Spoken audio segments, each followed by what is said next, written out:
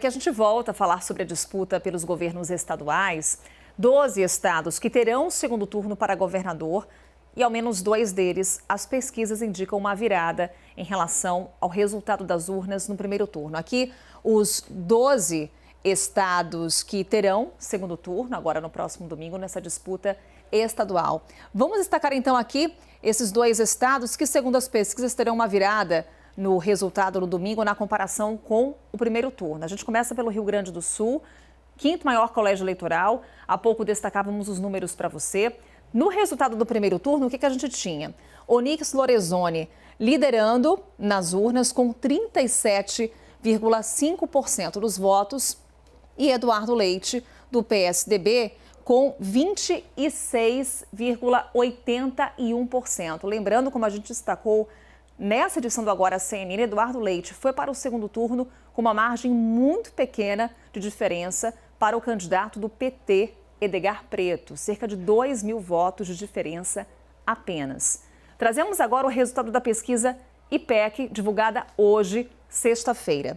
Temos Eduardo Leite, do PSDB, com 56% dos votos válidos e Onyx Lorenzoni, do PL, com 44%. Portanto, segundo as pesquisas, teríamos uma virada no segundo turno.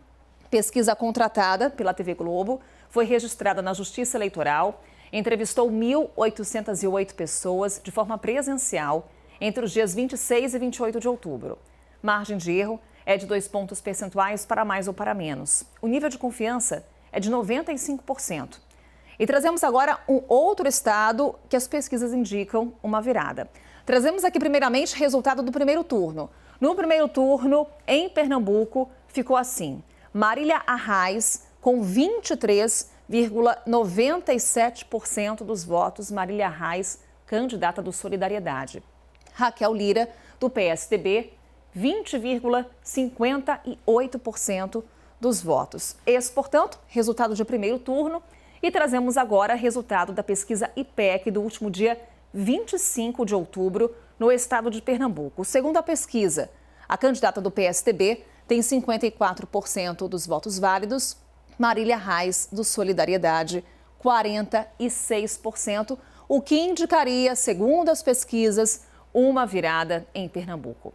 Pesquisa contratada pela TV Globo, foi registrada na Justiça Eleitoral, entrevistou 2.000 pessoas de forma presencial entre os dias 23 e 25 de outubro. Margem de erro é de 2 pontos percentuais para mais ou para menos. Nível de confiança é de 95%. Lembramos que pesquisas eleitorais mostram uma tendência e não necessariamente correspondem ao resultado das urnas. Não são uma ciência exata e as amostragens são limitadas. A CNN Brasil divulga os dados de 11 institutos tradicionais, por entender que as pesquisas são uma ferramenta importante para a análise do eleitor. 2 estados com virada, segundo as pesquisas, e com nomes do PSDB. Partido que perdeu o comando do estado de São Paulo, que viu a bancada no Legislativo diminuir nessas eleições e sequer teve um candidato na corrida pelo Palácio do Planalto. Por isso, muitos apostam que essas disputas estaduais seriam um fôlego para os tucanos. É o que o nosso analista Yuri Pita destaca. Oi, Yuri. Olá, Carol. Tem um aspecto curioso, uma espécie de coincidência de estados em que há uma possibilidade aí pelas pesquisas de eventual virada em relação ao resultado do primeiro turno para o que sair das urnas no segundo turno, quase todos envolvendo o PSDB, talvez o partido que mais saiu machucado das eleições deste ano ao perder a sua principal cidadela, que era o estado de São Paulo, mas com eventual possibilidade de se reconstruir a partir de uma nova eleição de Eduardo Leite no Rio Grande do Sul, uma eleição de Raquel Lira em Pernambuco e, eventualmente, Pedro Cunha Lima na Paraíba. Curiosamente, estados que têm histórico de viradas. No Rio Grande do Sul aconteceu com Olívio Dutra em cima de Antônio Brito. No caso de Pernambuco foi Eduardo Campos no seu primeiro mandato quem conseguiu uma virada, e a Paraíba tem 2 históricos de viradas. Curiosamente, a primeira delas com o avô de Pedro Cunha Lima, Ronaldo Cunha Lima, que foi eleito governador em 1990, numa virada de primeiro para segundo turno.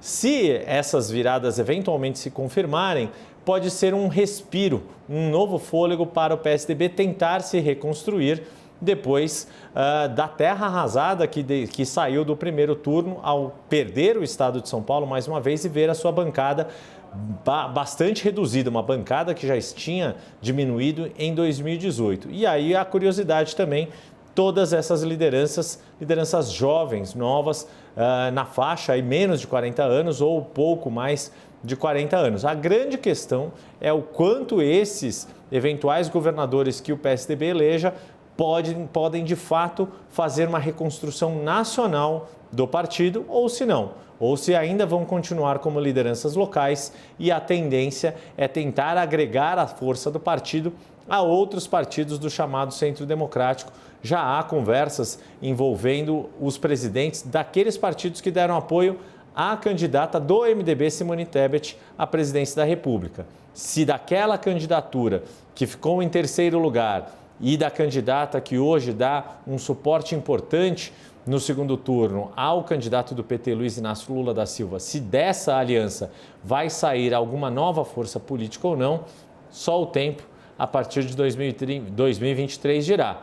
Mas esse passo crucial para acontecer algo desse tipo vai depender também da eleição do segundo turno nesses estados.